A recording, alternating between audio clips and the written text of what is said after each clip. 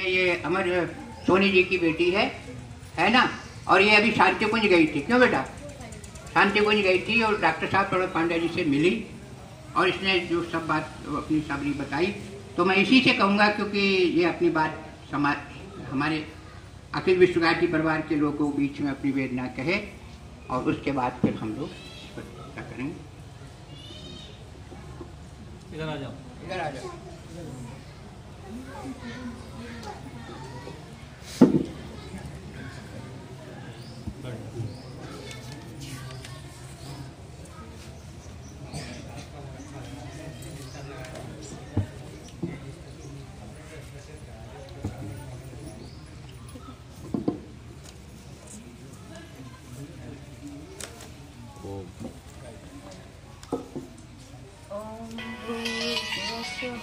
तत्सवितुर्वरेण्यं भर्गो देवस्य धीमहि धियो यो नः प्रचोदयात्।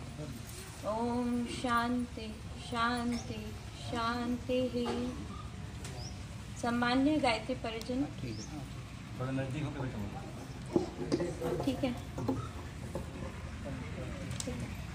सम्मान्य गायत्री परिजन, बंधुगण, माताओं एवं बहनों, आप सबसे अनुरोध कर मैं ये कहना चाहती हूँ कि पिछली 3 पीढ़ियों से हमारा परिवार समाज सेवा में अग्रणी भूमिका निभाता रहा है। समाज सेवा के क्षेत्र में गरीब बच्चों की शिक्षा, बीमारी में इलाज, गरीब कन्याओं के विवाह, मौसम के अनुसार उनकी मदद करने में क्षेत्र में पिछले 60-70 वर्षों से हमारा परिवार हमेशा आगे रहा है। धार्मिक कार्यों के लिए सबसे पहले हमारे दादाजी, दादी जी व समस्त परिवार के सभी सदस्यों की अग्रिम भूमिका रही है। धार्मिक क्रियाकलापों से जुड़े होने पर ही शांतिकुंज के संस्थापक परम पूज्य गुरुदेव एवं वंदनीय माता जी के चरणों में हमारे बड़े ताऊजी श्री अगमवीर सिंह जी ने अपना जीवन तथा अपने हिस्से की पैतृक संपत्ति को दान कर गुरु जी को समर्पित कर दिया।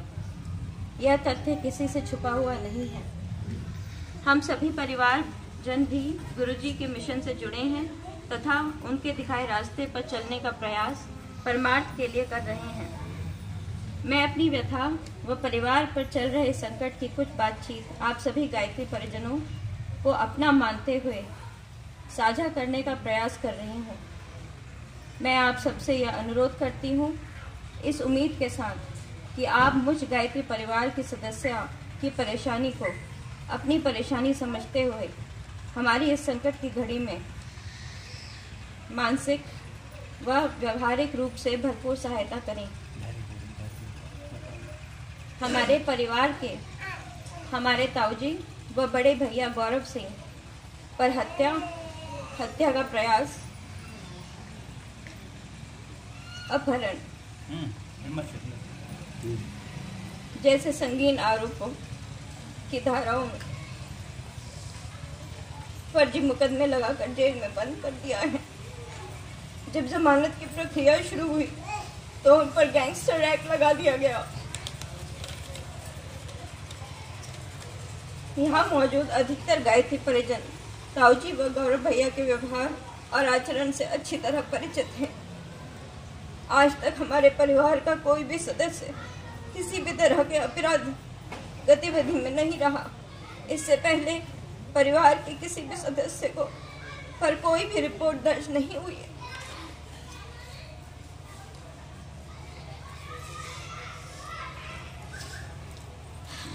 मुझे यहाँ अपनों के बीच में यह कहने में कोई संकोच नहीं है कि यह सब हमारी सांसद श्रीमती मेनका गांधी के कहने पर हो रहा है।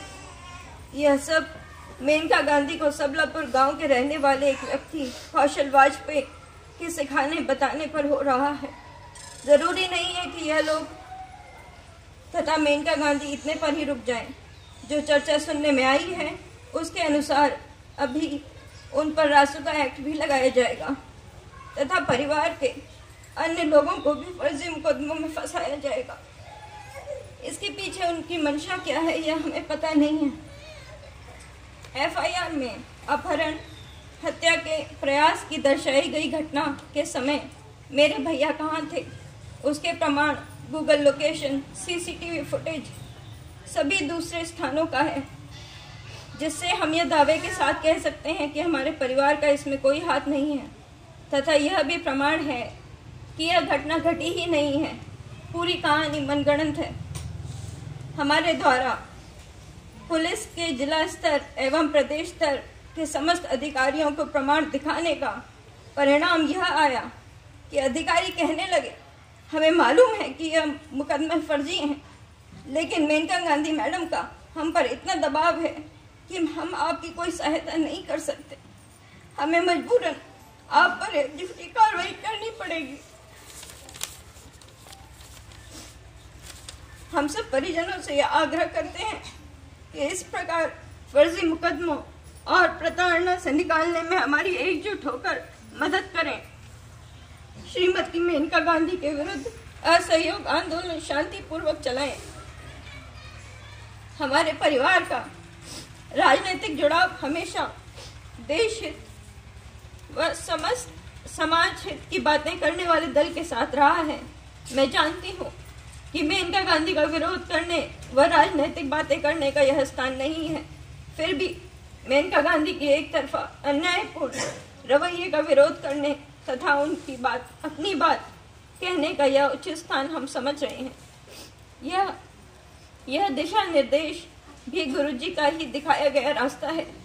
पिछले सप्ताह पूजनीय डॉक्टर प्रणब पंड्या जी व मां शैल जी से इस विषय में विस्तार से शांतिकुंज में मेरी बातचीत हुई थी। उन्हीं के आश्वासन व निर्देशानुसार मैं अपनी बात आपके सम्मुख रख रही हूँ।